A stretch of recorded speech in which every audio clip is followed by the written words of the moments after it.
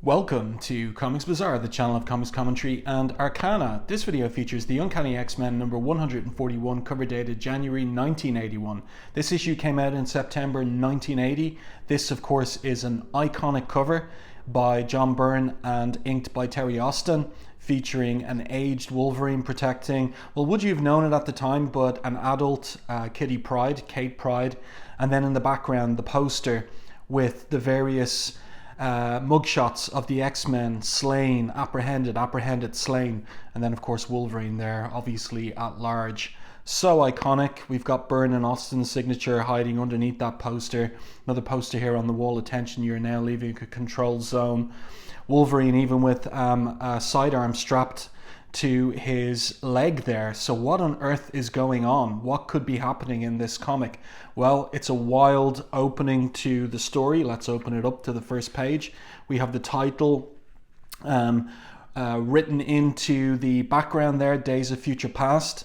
And we have our location. We've got the Chrysler building there in the background, and Manhattan is a wreck. This is New York, the Big Apple. Once upon a time it was a nice place to live. It is no longer. So this turns out to be the future. This is Park Avenue in the upper 70s. When Kate Pryde was a child, it was one of the swankiest neighborhoods in the city, if not the world. Now it's a slum, abandoned, derelict, dying, much like the city, the country, the planet around it. Welcome to the 21st century. Wow, what an opening. What a blast of an opening. The creative team here, Chris Claremont and John Byrne, writer, co-plotters, artist. The plot of Days of Future Past is a John Byrne plot. And the story goes that John Byrne wanted to play around with the Sentinels. I'll read it to you here from Comics Creators on X-Men. There's an interview here with Byrne by Tom DeFalco, where DeFalco asks him, what do you remember about X-Men 141 to 142? And Byrne responds, that's the one where I learned never to trust the story that comes into your head whole. I wanted to do Sentinels because I thought they were so cool, but Chris said, nah, Sentinels are wimpy. I said, no, you write them wimpy. That's your problem. Let me plot a story with Sentinels and I'll show you what the Sentinels can do. Magically, the whole plot appeared in my head. The entire story where the Sentinels are controlling the Earth and Kitty time travels back into the past and blah, blah, blah. So anyway, we did that story, and about 4 or 5 years later, I was living in Chicago. Doctor Who was running on a local PBS, and on came this episode called Day of the Daleks, which I had seen when I was living in London, Ontario around 1975. It was basically Days of Future Past. Oh dear God, no wonder it popped into my head whole. It's the same story. Luckily, because it's X-Men and not some guy flying around in a phone booth, there were enough differences not to get sued. But the basic story was exactly the same, and that's the biggest and most important lesson I've learned as a writer. Don't trust the stories that come whole. So anyway, the point that is made there is that this is, in effect, John Byrne's plot in this seminal two-parter. And of course, Claremont is adding his touches to it too. So let's turn the page and see what's going on here with Kate Pryde. So we get quite a dense opening in terms of the plot. Kate is thinking there that she is in rogue territory, the last place on Earth the Sentinels would expect a mutant, especially an X-Man, to be, which is why Wolverine chose it. So she is meeting up with Wolverine, but she springs a trap and falls into this understreet pit. And these are the rogues, kind of like a punk gang. And Kate defends herself. She's wearing an inhibitor collar, which means she can't access her mutant power. And just as she's about to get beaten by the rogues, who appears except for Wolverine, and he looks pretty cool there with his jacket and jeans and the sidearm strapped to his leg. So this guy, Alex, the leader, he decides he'll tackle Wolverine, and Wolverine thinks to himself here, in the old days, I'd have simply cut the punk in two with my retractable claws, but doing that would tell the Sentinels that Wolverine's back in town. So he's been sneaky and stealthy. So he helps Kate up, and basically Wolverine is an operative of the Canadian Resistance Army, and he's come to Kate with a component, the last component of the jammer, which he gives to her. And he says, like the other invisible modules, it's invisible to the Sentinel's sensors. You shouldn't have any problem smuggling it into the camp. So that's her job there, and she's going back into the concentration camp where mutants are held in the South Bronx, and they have a plan and it's all going to kick off at midnight that night. Now, in terms of the art on these pages, just tremendous art from John Byrne and Terry Austin, and I really like Glynis Oliver's colours here as well. The way that Byrne has outlined the rubble here on the street, and Glynis Oliver is colouring it in this turquoise colour. Really good stuff.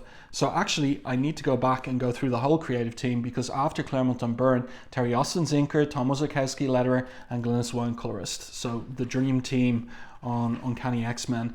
And now we get a lot of exposition in the narrative captions regarding this dystopian future.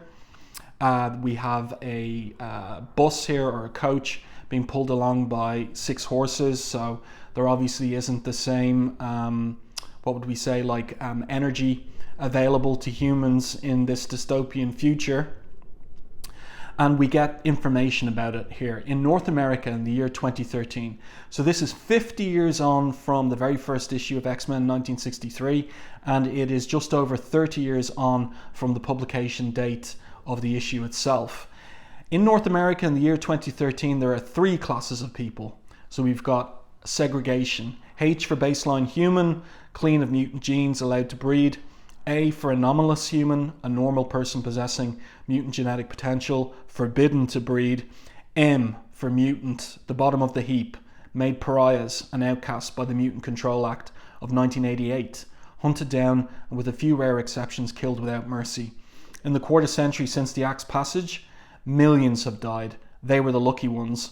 So we see Kate entering the South Bronx Mutant Internment Center. The Sentinel here does a brain scan on her that indicates that she's telling the truth about her delay with this medical aid. And then she passes through this enormous graveyard. And in the graveyard, we've got the headstones for all these familiar characters to us. Johnny Storm, Ben Grimm, Susan Richards, Reed Richards, so the Fantastic Four are gone. Charles Xavier, Scott Summers, Kurt Wagner, Warren Worthington, and so on and so forth. Henry McCoy there. They're all dead. Now, it's an interesting little detail that in the mutant internment camp, the Sentinels would allow the interred mutants to bury their dead rather than put them all in a mass grave. So there's little slight differences here from the practice of the Sentinels and the likes of the Nazis in Auschwitz, let's say, where, they didn't afford the murdered inmates the dignity of a grave marker and a proper burial. Let's just leave it at that. So Kate here meets up with the surviving X-Men, and there are 4 who remain. Logan, we've met him already, he's free. Kate herself, Aurora Monroe, Storm, and Peter Rasputin Colossus. They, along with Franklin Richards, last survivor of the fabled Fantastic Four, and his lady Rachel, a telepath, telekinetic, comprise the core cadre of the anti-Sentinel resistance. So this is the first appearance of Rachel Summers as well. And we have some back and forth here between the surviving members of the X-Men. We learn that Peter and Kate are married as well. And Kate here says to Peter, he's worried about the plan that they have. Peter, if our love was meant to be, it will be. Only this time in a world where our children can grow up free and unafraid. The Sentinels killed my friends and they killed my babies. If changing the past holds out even the slightest hope of saving them, I'll do it whatever the cost. So Peter lifts her up and kisses her and says he loves her, and she him from the moment when they first met. And another thing that I just whizzed over here is Magneto. So this would have been a shock for readers back in 1980. So we see somebody wheeling in. Normally that would be Professor X, but in this case it's Magneto. And he says here he's greeted by Peter Rasputin, by Colossus, who greets him as an old friend. And Magneto says here about the plan, if there were any alternative, Peter, any alternative, we would take it. But if we do nothing by tomorrow, the world will be at war, and by the day after tomorrow, the world will be dead. Our actions may not make things better for humanity or mutant kind, but they certainly cannot make them worse. So this is a very different world where characters such as Magneto, who were villains in the past, have had a change of heart, have gone through some kind of redemptive arc in terms of their character because of the genocide of mutants by the Sentinels. And so that has changed his mind and his moral disposition. And now he's aiding the X-Men in their desperate plan. So this power jammer, super power jammer, it will neutralize the inhibitors around their necks. So they're going to be able to use their powers. Rachel has been working on a plan to send Kate's mind, her soul, back in time. Before she knows it, Catherine Pryde, Rasputin, is entranced, her soul flung out across the abyss of eternity. What happens next is anybody's guess. And so here we've got Glynis Oliver, we've got a colour hold there over Byrne's and Austin's drawing. So a very effective way of indicating this psychic time travel. And then we're back in the present of 1980, but it's very specifically Friday, October 31st, 1980. It's Halloween. And this is a kind of horror story for the X-Men in many ways, where they're going to get a shock in terms of their futures. But we have a normal training exercise going on in the Danger Room, and a nice one-page shot of the various X-Men by Byrne and Austin. Colossus over here, Storm there, Angel, Wolverine taking on this robot with its whizzing saw blades. And Kitty walks into the room and she's taken by surprise. The Danger Room is on a setting that is far too dangerous for the likes of her. Angel goes to rescue her, but he brings the room's weaponry or test weaponry that's trained on him towards Kitty. So Storm acts to set up a little whirlwind that pulls Kitty out of the way of those missiles. It's very fluid artwork here from Byrne and Austin. And at the end of it all, Colossus catches Kitty. She's too frightened, she's too scared to use her phasing powers, but this massive pile driver is about to squish the two of them, and Nightcrawler arrives just in time to hit the off button, and so they're saved. Now, Nightcrawler was delaying in the kitchen. He was supposed to be part of the training exercise too. Aurora asks him about that. He says, "I'm sorry. The morning news had an interview with Professor Xavier about today's mutant hearings in Washington. I guess I lost track of time." So this is why it's this very specific date that the X-Men in 2013 have chosen for Kate Pryde to go back and inhabit the body of Kitty Pryde, the teenager. So now they're going to have a little training session for her that was set up by the professor. So she walks through it with her eyes closed in order not to panic, and her phasing power gets her through the whole test perfectly. So everybody's having a good laugh up in the observation booth. In particular, Wolverine there, you can see him having a good chortle over the whole thing. Man, oh man, he says, "I wish Xavier were here. I'd give anything to see his reaction." So Kate's about to leave the Danger Room, and then we see that effect, the colour hold. And now it's in magenta. And what happens here is given to us in the narrative captions. Suddenly reality twists inside out for Kitty. She comes face to face with herself, an older, sadder, wiser, stronger self. And then her soul, too, is flung out over the abyss of eternity. In her mind, she screams. In reality, she drops without a sound. So Storm and Colossus shocked. Nightcrawler teleports out immediately, grabs her. They're going to get her to the med center in the mansion. Here she is, and running different tests on her. Wolverine here says that he's getting some weird readings from the electroencephalogram, so from the brain scan. He says here, "I ran comparisons between these and the ones in Kitty's Medifile. The basic pattern is the same, but these are more complex." So, we, the reader, know more than Wolverine knows at this point that the adult Kate's psyche or soul is now inhabiting her 13-and-a-half-year-old body.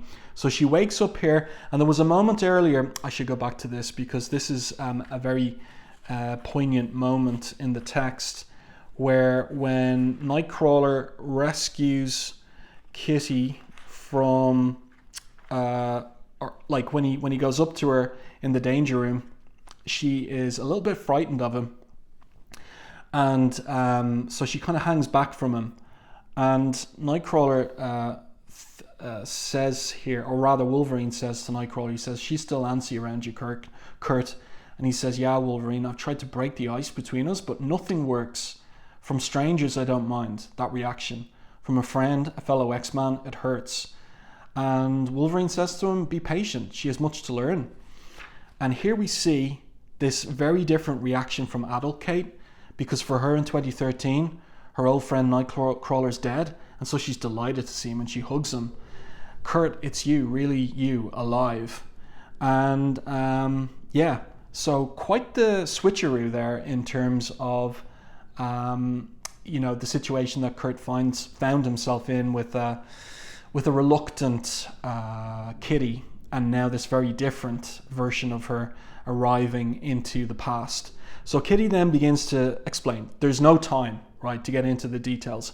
And so she says here, I'm not Kitty, I'm Kate. This body is inhabited by the mind, the persona, the soul of the woman I'll be in 30 years. I'm from the future. So Aurora asks her, are you indeed? And she's skeptical to begin with, but Kate is determined here. She says aloud, it's funny, I remember you telling me that the hardest part of this operation would be convincing you of the truth. And now she goes into the horrifying details of the reality of 2013. The fact remains that on Halloween 1980 today, the Brotherhood of Evil Mutants will murder presidential candidate Robert Kelly along with Charles Xavier and Moira MacTaggart.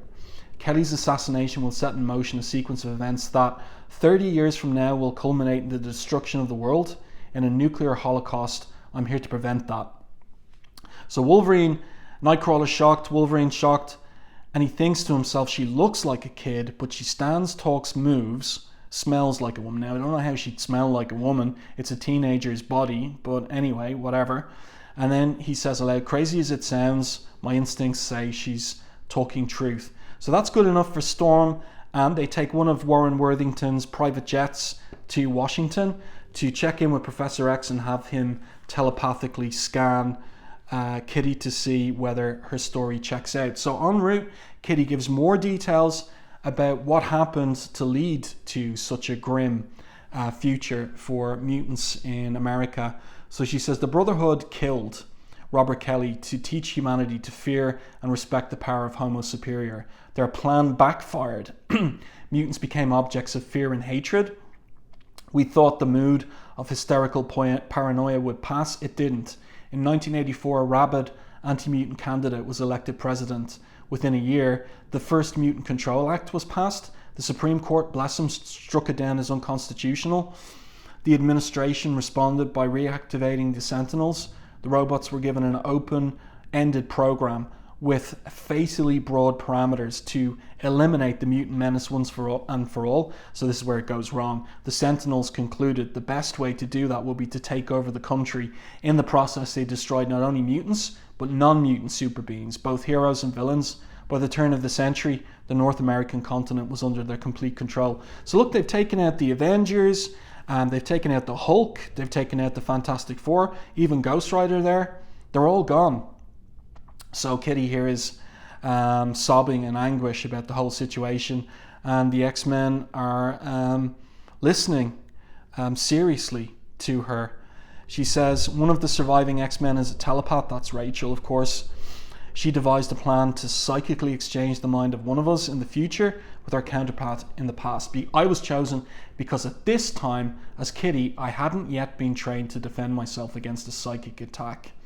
And she thinks to herself, Wolverine should have freed the others by now. Whenever, wherever now is, I wonder how they're doing. So we switch back to 2013 and tunnels under New York City.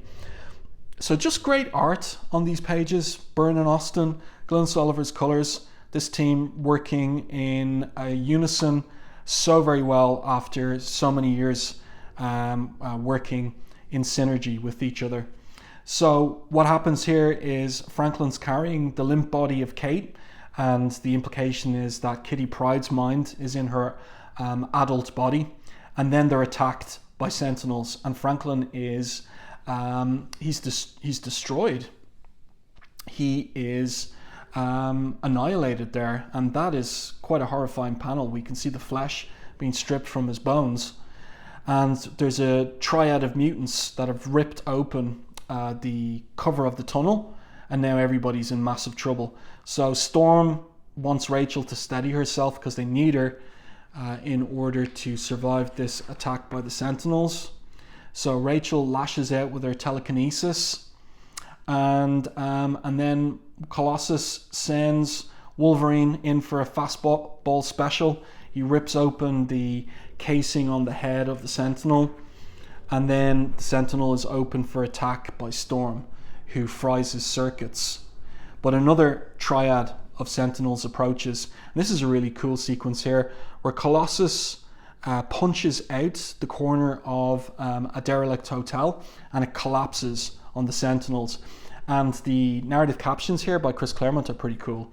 The robot's screams are frighteningly human, but Colossus does not care. So they're pushing on. Their destination is the Baxter building because it's the Sentinel's continental nerve center. Storm says destroy it and we can cripple them. And Colossus thinks, I wish Kate luck wherever she is. I do not know who will need it more, her or us. And then we switch back to Halloween 1980, Washington, specifically the Pentagon, and this woman, Raven Darkholme. So we're in the narrative captions, we're told she works out of the offices of the Assistant Secretary of Defense for Research and Development, and as such has access to the most secret and sophisticated weaponry in America's arsenal. She's earned her position and the complete trust of her superiors. Well, that sounds great. Unfortunately, that loyalty is as much an illusion as her appearance, for Raven Darkholme is a metamorph, a shapeshifter, a mutant better known to her comrades as Mystique. And here we have the new Brotherhood of Evil Mutants. We have the Blob, who was sprung from prison at the end of the previous issue, and he is here in this apartment within the substructure of the Pentagon.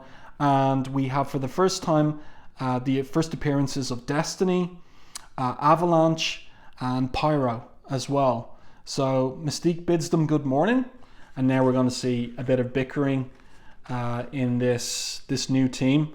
And it starts with the Blob, who of course was a member of the original Brotherhood of Evil Mutants, the leader of which was Magneto.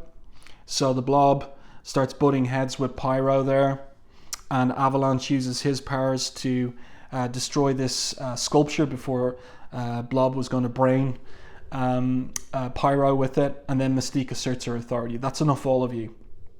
The Blob didn't want to take orders from a woman, and Mystique says, you're correct, Blob. I'm not Magneto, but cross me in any way, and you'll find I can be as implacable and deadly a foe as the Master of Magnetism ever was. Now prepare yourselves, mutants, the time has come to strike. So the Brotherhood have their plan, we know what it is, and so it is exactly the right moment to switch to the United States Senate. And I like Claremont's captions for this. The United States Senate has been described as the greatest deliberative body on earth. It has seen noble times and shameful ones. It has epitomized the highest ideals of humanity and the worst realities. Today, once again, it and the people it represents are being put to the test. So Senator Kennedy's giving his speech here. Much about our world has changed in recent years. We face situations and threats undreamed of by earlier generations. One such is the appearance of Homo superior, mutants, flesh of our flesh, blood of our blood, yet possessing powers and abilities which set them apart, some would say above the rest of humanity.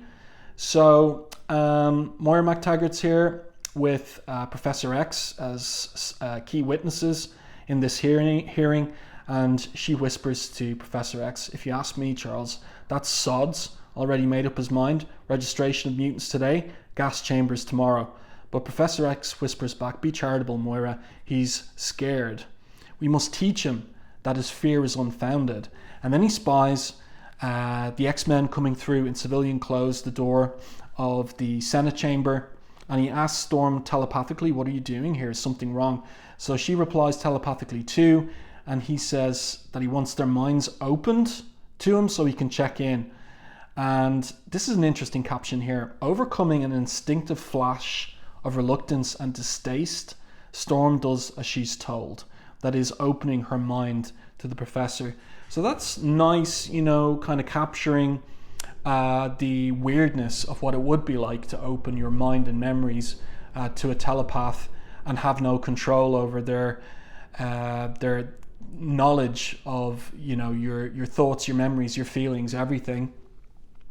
And here we have a TV crew spotting Warren Worthington. There's Wolverine too, arriving at the hearing and looking for an interview from Warren. And then we're back to the hearing, and Moira butts in and says, Senator, in all honesty, I fail to see the need for this hearing or your concern. And then he continues with his presentation. He says, the need is simple, Dr. MacTaggart. I merely wonder if, in a world of beings like Dr. Doom, Magneto, the Fantastic Four, the Avengers, and Lord knows how many others, there is any place for ordinary men and women. Now, this is interesting. This is an interesting device because you're moving away from just from simple superhero comics where it is a convention of the comics that there are superpowered beings, that they fight each other, that they make a mess in New York, but no civilians ever die, nobody's ever killed in a building that's crushed by the Hulk, etc., etc. Here we have more of a logical thinking out. What would it be like if there were super beings in the real world? How would that impact on real world politics? What would it be like if there was a new race emerging out of the human race of Homo superior mutants? What would be the political response to that? And that is Claremont and Byrne, especially Claremont here in the dialogue, thinking through implications. And this is all part of the maturation of the superhero genre, different from the Silver Age, moving now into the Bronze Age. So Kelly continues, and he asks this question that's been asked many, many times since in X-Men comics, in all the decades since. He says, I wonder as well, Doctor, if this same question wasn't asked by the last Neanderthal about the first Cro-Magnon. So the replacement of human beings by Homo superior. And then we get some action at the end of the issue. This is 30 pages of story here. So readers back in 1980 were getting tremendous value for their 50 cents. 30 pages of Claremont and Byrne and Austin and Glynis Oliver and Tom Marzakowski for 50 cents. Unbelievable value. So the wall comes down of the Senate chamber, and who's it going to be except for the Brotherhood of Evil Mutants? And Mystique says that the Senator's question is an apt one, and one with its own answer, for we all know what the first Cro-Magnon did to the last Neanderthal, i.e. kill them. So then she introduces herself, Mystique, the Brotherhood of Evil Mutants. Now, I do wonder, I was just saying we're moving into this period of the maturation of superhero comics, moving past just a simple acceptance of the conventions of superhero comics, villains and heroes. And how can we still have a name like this? This was an opportunity, I feel, for Claremont to retitle this particular group. And he will do that soon enough. Brotherhood of Evil Mutants, it's too on the nose, yes?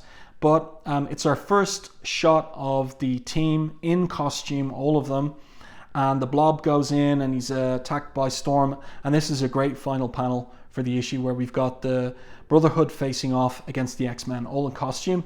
And it's funny here, this bit from Claremont, because the Blob's never faced off against the all new, all different X-Men. So he says, except for that winged bozo, you sure ain't no X-Men I ever met. And Wolverine's response is comical. He says, that's right, fatso, we're better.